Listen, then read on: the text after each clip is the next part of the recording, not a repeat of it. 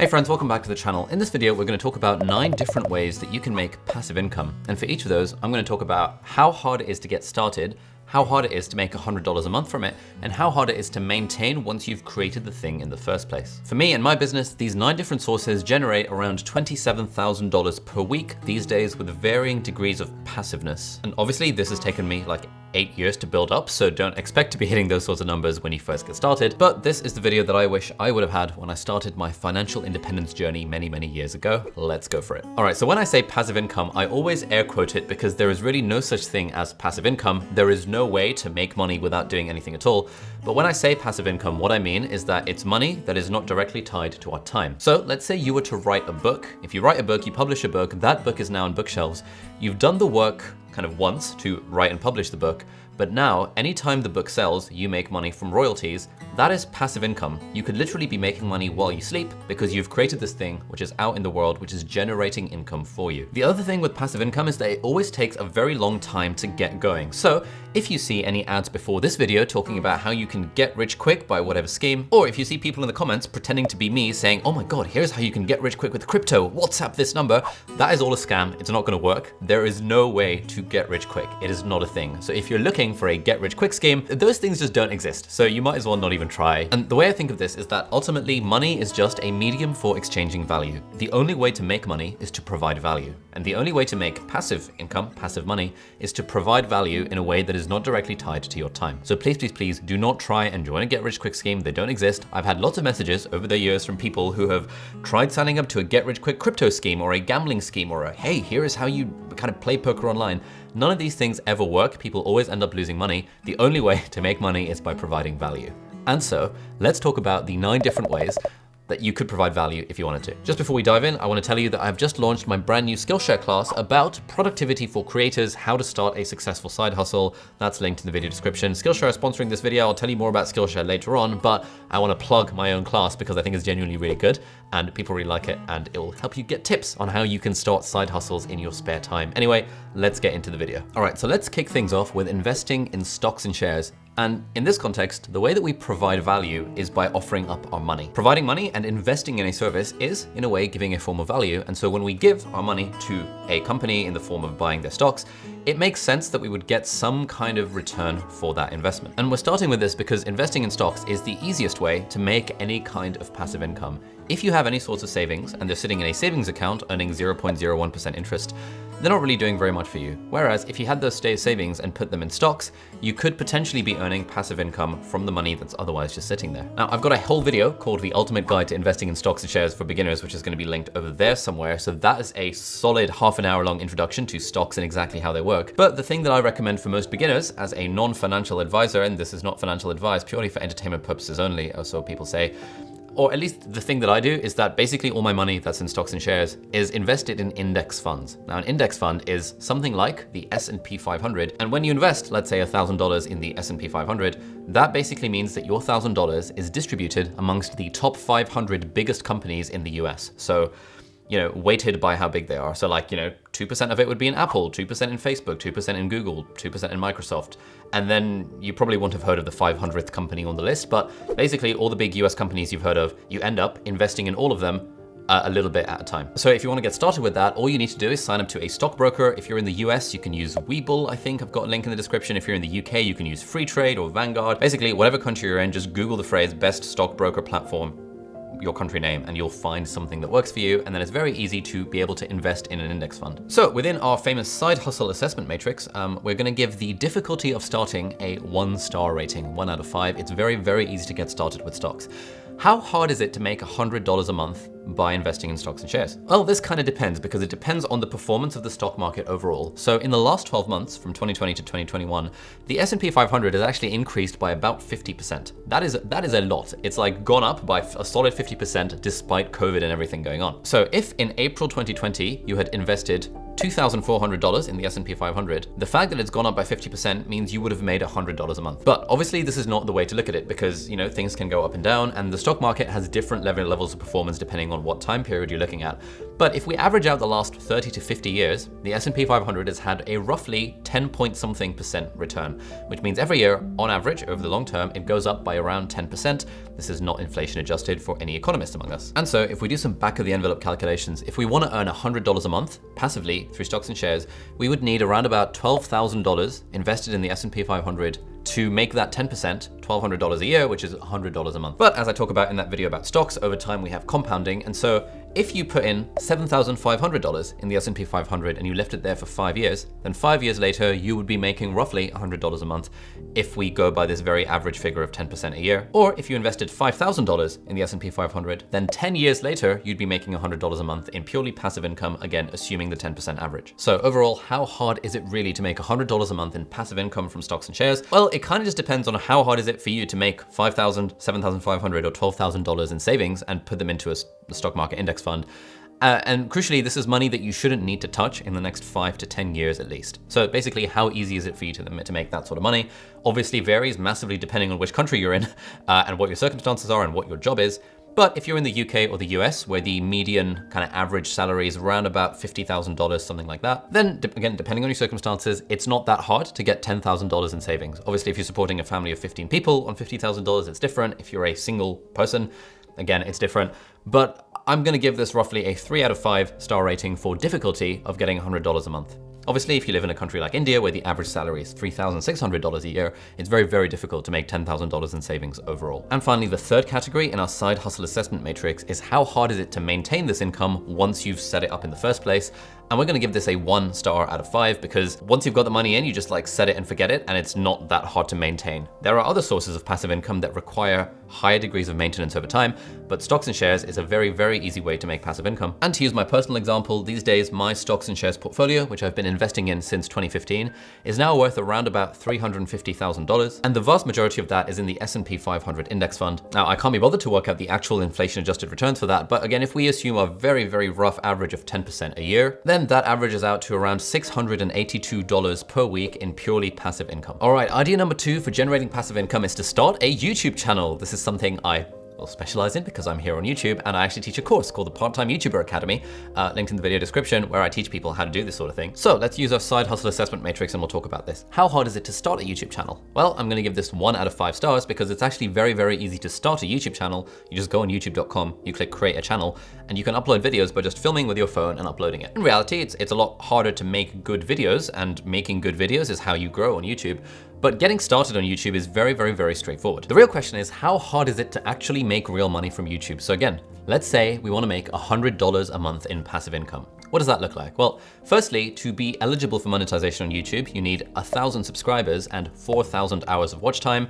It took me 6 months and 52 videos to get my first 1,000 subscribers. And if we look at the averages, it actually takes on average 90 something videos to get to 1,000 subscribers. So that's quite hard. If you're thinking you're gonna start a YouTube channel and start making money from day one, that's basically not gonna happen. It took me 52 videos, 6 months to get there.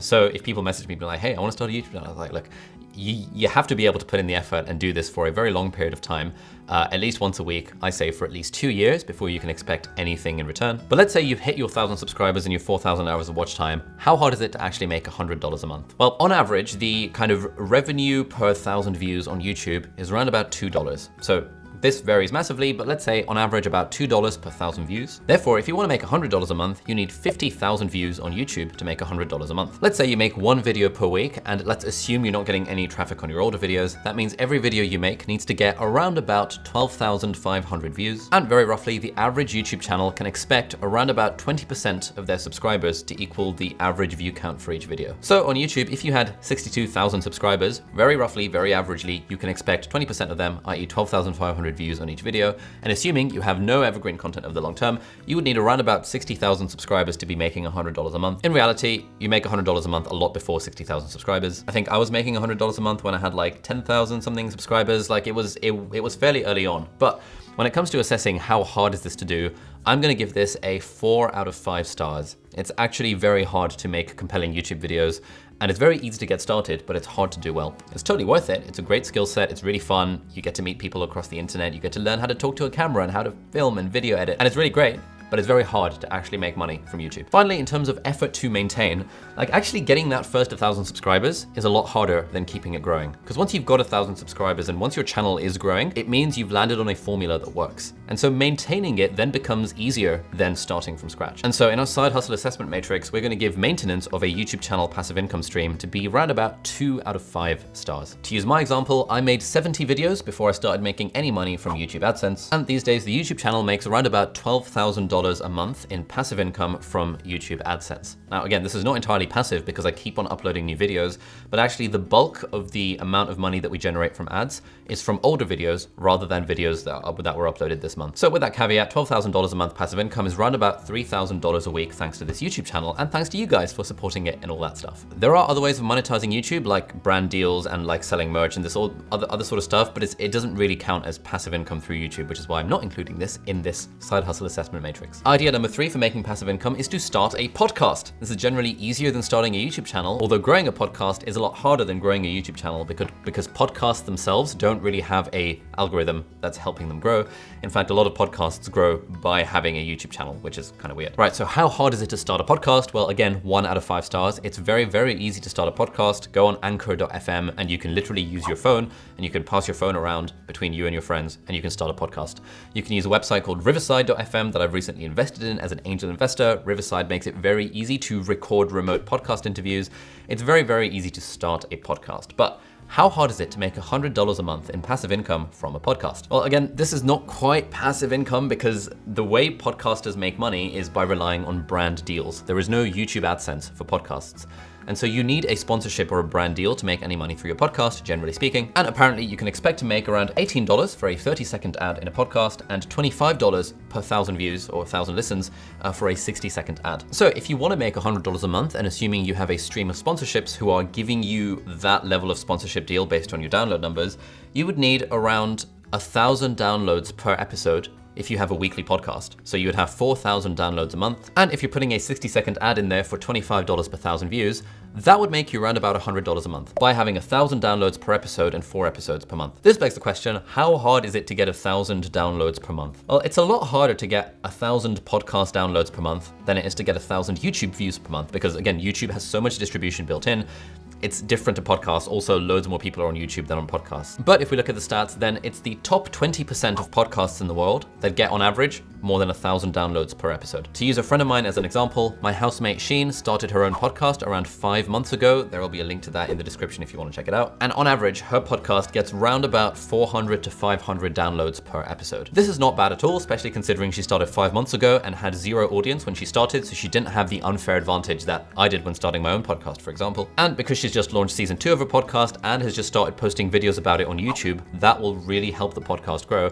And I'm pretty sure that in the next 6 months, she'll be getting to a point where she can quite easily make $100 a month from her podcast. So going back to our side hustle assessment matrix, starting a podcast, 1 out of 5 stars. Making $100 a month, I'm gonna give that a 3 out of 5 stars because it's hard, but not as hard as maybe monetizing on YouTube where you have this minimum threshold. And finally, maintenance, well, it's not really passive income because you do have to keep on making podcast episodes because the brand deals are associated with that. But again, once you've stumbled on a formula that works, once you know how to be a podcaster, it's easier to continue going once you've already gotten started, as is the case with most things. And so in terms of maintenance of the podcast, I'm gonna give that 2 stars. To use me as an example, so me and my brother have a podcast called Not Overthinking, link in the video description if you wanna check it out. But we make around about $625 per week from the podcast overall, from brand deals and from our membership. All right, so idea number 4 for generating passive income is to become an affiliate marketer. Affiliate marketing means that you are selling other people's products, but you're getting a percentage of the sales from those products. Now, apparently, 48% of affiliate marketers globally earn $20,000 a year, which is $1,660 a month, which is actually not bad at all. Like, people are doing very well with affiliate marketing overall. So how hard is it to get started with affiliate marketing? Well, I'm gonna give this a 2 out of 5 stars. Basically, you can just sign up to an affiliate program like Amazon Associates. So Amazon have their own affiliate program, which I think is probably the biggest in the world. And then once you have your little special links, you can post those on your website or on Twitter or on social media or whatever. And if people buy the product through your link, or in fact buy any product on Amazon through your link, you'll get like some tiny percentage of the sales. So pretty easy to get started with affiliate marketing, but how hard is it to make $100 a month? Well, this is actually kind of hard. So let's say you had a product that was $50 that you were trying to sell and you were getting 5% commission on it. That would be pretty good. Amazon doesn't offer nearly as much as 5%. It offers like 2 or 3%, something like that. And let's say your average conversion rate, i.e. people visiting the thing versus people actually buying the product after visiting the thing, let's say that's 1%, which is pretty reasonable for a conversion rate.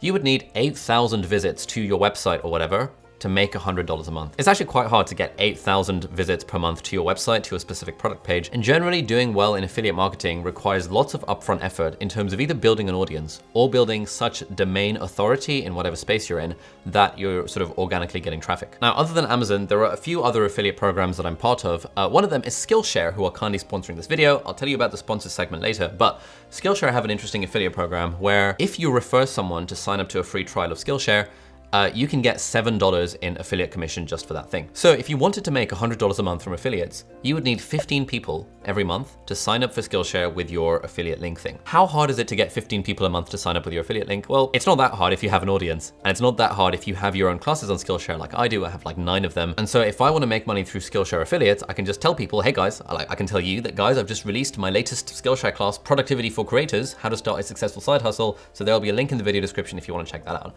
Like that would be, hopefully some of you will see that. We'll click on that link in the description, and then that will be me getting some affiliate income from Skillshare for this video. So going back to our side hustle assessment matrix, how hard is it to make $100 a month? I'm gonna give this a 3.5 star rating because again, you need an audience. And as we always talk about on this channel, the way you build an audience is by creating useful content, putting it for free on the internet once a week, and doing this for at least 2 years.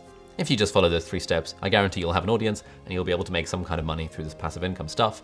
But that's quite hard to do. No one sticks to it for at least 2 years, so we'll give that a 3.5 star rating. But the good news is once you've created it and once you've started making money from affiliates, it's actually quite easy to maintain, because especially if you have evergreen content, the sort that isn't relying on like current affairs or the latest news, the sort that people might search for over a long period of time, this becomes like relatively reasonable passive income. Now, if we look at me and my business, these days from Skillshare, we make around about $11,000 per month in affiliate income, which approximates to around $2,750 per week. And from Amazon, on average, like it's around about $450 a month from the Amazon UK store and a little bit more from the US and Canada. All right, method number 5 of making passive income is by selling digital products. Now, these are products that you create once, like an ebook or a download or an app or something like that.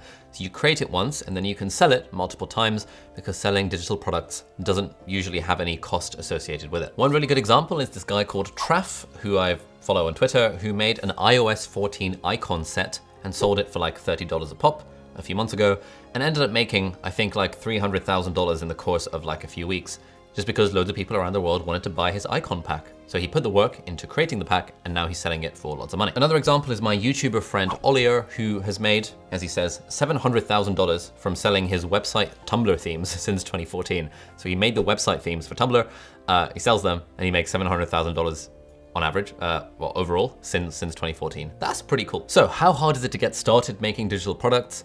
I mean, anyone can write an ebook. An ebook counts as a digital product. So I'm gonna give this a 2-star rating, 2 out of 5 stars. But obviously, like, again, money is an exchange of value. So the thing that you're selling, you have to be providing enough value to compensate, to make up for the price that you're selling it for. And that's often quite hard, especially if you don't have any experience in this sort of field. And how hard is it to make $100 a month? Well, you know, it's very easy to create an ebook, but it's a whole different ballgame trying to get people to actually buy your ebook or buy your icon set or buy your app or buy your website themes. And because the market around this stuff is so competitive, like, you have to be genuinely really good to get people to buy your stuff. And the way you get people to pay you money for something is that you identify a problem that they have, you solve that problem, and then you charge money for it. And if you can do those 3 things, then it's, you know, I wouldn't say it's easy to make $100 a month, but it's very doable to make $100 a month. You just genuinely have to have something that solves a pain point that other people are willing to pay for. So we're gonna give this a 3 out of 5 stars to make $100 a month from selling digital products. And finally, in terms of maintenance, we're gonna give this a 2 out of 5 stars, because usually you do have to maintain your product a little bit,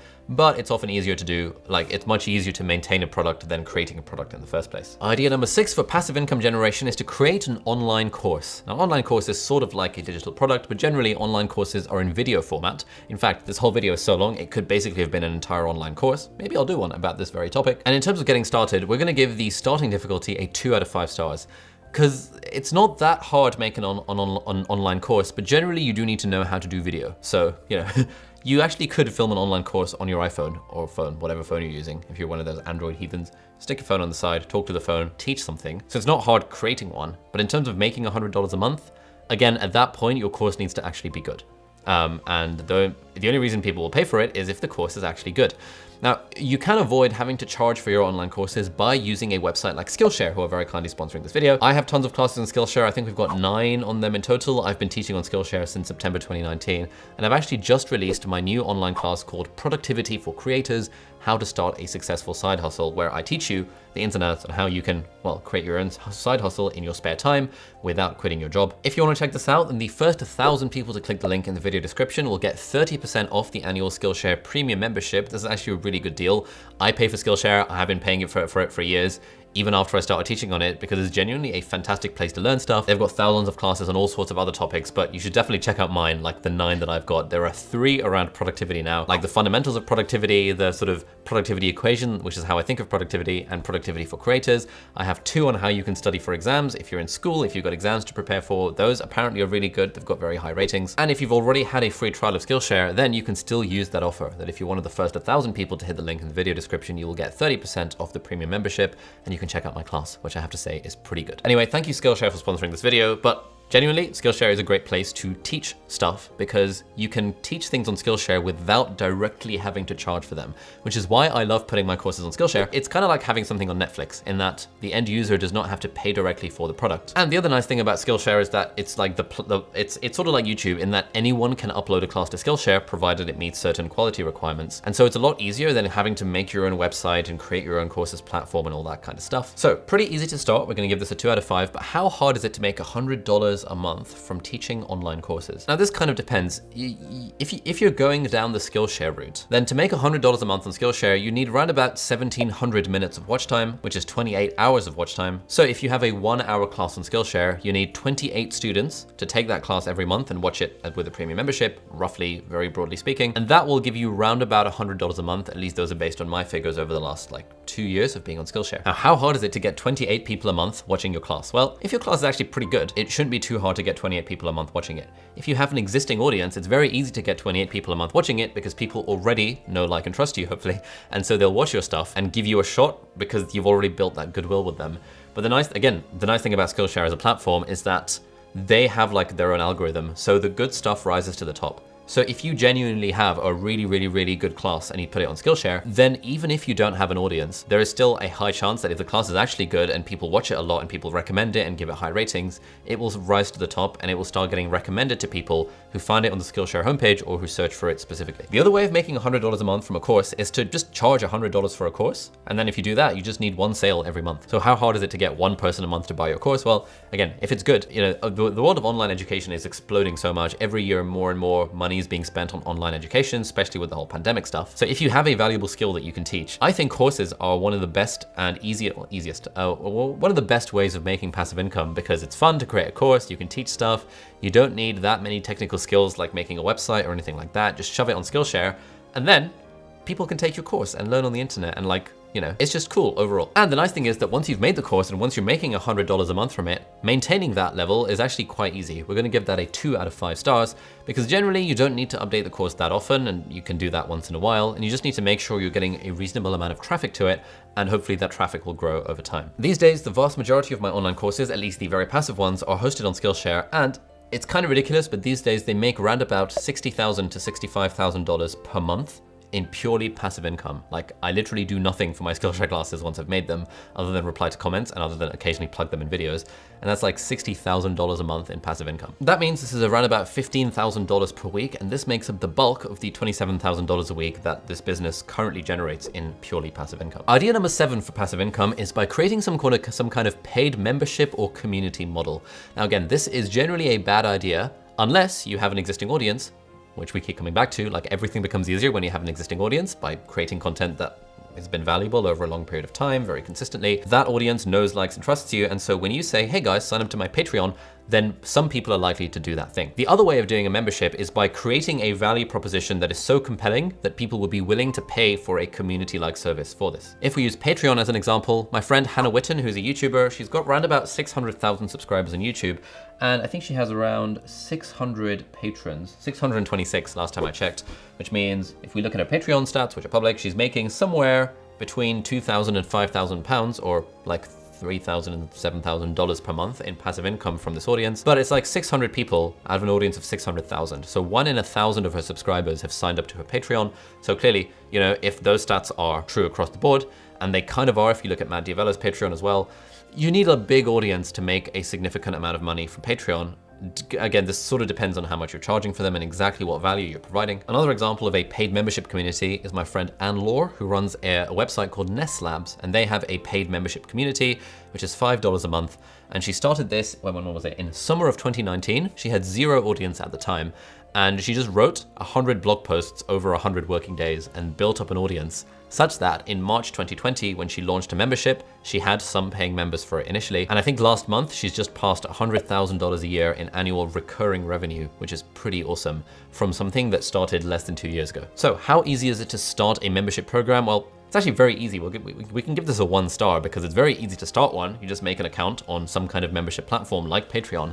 But to make $100 a month, you need to provide $100 a month worth of value. And that's actually quite hard to do. We're gonna give that a 4 out of 5 stars. But the nice thing is, again, once you've got that formula, once you're making $100 a month, it's actually a lot easier to maintain it because the way the economics of membership communities work is provided you keep showing up and providing value in some capacity, you know, people have already signed up for the thing, so it's not too hard to maintain that level of support that you're offering them. For this business, we have a membership community for our part-time YouTuber academy for the alumni, which is called the Part-Time YouTuber Inner Circle, and we make roughly $2,800 a week from this membership community. It's not very passive. We run like 3 or 4 events per week, along with like twice a day co-working events on Zoom, and we have lots of stuff going on. So it takes a lot of work, but $2,800 a week is pretty good for a membership community. All right, nearly there. So idea number 8 for generating passive income is creating a business that sells goods or services and then automating or delegating aspects of that business so that the income that you generate from it is reasonably passive. This is the stuff that Tim Ferriss talks a lot about in the 4-Hour Work Week, where there are a lot of businesses that you could make where you're selling a good or selling a service, and then you can delegate, outsource, automate in intelligent ways to make the income passive. So again, using my friend Oliur as an example, on his YouTube channel, he talks about his $1 million Shopify store. He designs, manufactures, and sells these really cool vegan leather kind of desk accessories and bags and mouse pads and that kind of stuff. And this was loads of work in setting up, but now he's got a team of 3 other people that manage the business. And so he spends proportionally less of his time running that business. And so it's sort of passive income for him, even though these days he still does spend around 10 hours a week maintaining things. Equally, if you're going down the service route, I've got a friend who runs an Instagram and Facebook ads marketing agency where he has clients who pay him I think a few $100s per month to manage their Facebook and Instagram ads. And for him, it's like a small amount of work initially to set up the Facebook and Instagram ads, but then it's sort of automated and he's got a team around it and he's using things like Zapier to automate aspects of that business so that each month he has to do a very small amount of actual work to keep it ticking along. So these are different ways of generating passive income from a kind of goods or service-based business, but it's quite hard to get started with this stuff. To get started, we're gonna give this a 4 out of 5 star rating because again, you need to create a business and it's quite hard to make a business that genuinely provides value. Equally, we're gonna give it a 4 out of 5 star rating for making $100 a month in revenue because again, you have to be able to provide value. And providing value is hard. Like, it's not as easy as making an account on a stocks platform and just putting some money in. You actually have to give value to people, which is kind of hard. But the nice thing is once you get started, like with anything, maintenance is a little bit easier. So we're gonna give that a 3 out of 5 star rating. Finally, idea number 9 for generating passive income is to build an app or a website or some kind of software product that you can offer either as a one-off or more likely these days as a subscription service. And there's a whole category of this called SaaS, software as a service. Now, if you look at the website indiehackers.com, there are like literally hundreds of examples of people who have built software businesses that are making passive income, and they share their revenue numbers and they tell you how they got started and they give you their tips. In fact, I was recently interviewed on an episode of the Indie Hackers podcast, which is really cool because I've been listening to it for years and like been following their website for years. And I was interviewed around the concept of starting an online course like the Part-Time YouTuber Academy. Now, I've had a bit of personal experience with this. So when I was at university, I made a website called BMAT Ninja and UK Cat Ninja. So software as a service, it was a question bank for medical applicants applying to medical school to help them do well in the admissions tests. And this was something that me and my brother coded completely from scratch. He and I both know how to code. We learned when we were young. And so we worked over the summer of 2015 to make these things happen. I think in year 1, we made about $10,000. And in year 5 last year, it was around $25,000 from BMAT Ninja. So, it's pretty good money, but it was a lot of work to set these things up. And so in terms of starting out, I'm gonna give this a 5 out of 5 star rating, because to make an app, it's actually quite hard. You have to know how to code for the most part. You have to be able to offer something compelling, and you have to actually build it, which takes a lot of work and is very hard, but it's a lot of fun. And then once you've made it, I'm gonna give $100 a month difficulty a 4-star rating, because again, it's easy, well, easy enough. You can make an app, but then getting people to pay for the app is an entirely different kettle of fish. So we're gonna give that 4 stars. But the nice thing is, like with everything, maintenance is a little bit easier. So we're gonna give that a 3-star rating. If you like this video and you wanna get started with your own entrepreneurship-y, passive income-y generating journey on the internet, check out this short playlist over here, which is some of my favorite videos that I've made around tips for entrepreneurs, how I got started creating my businesses from scratch, how I learned to code, that sort of stuff. That's all in the playlist over here. Thank you so much for watching, and I'll see you in the next video. Bye-bye.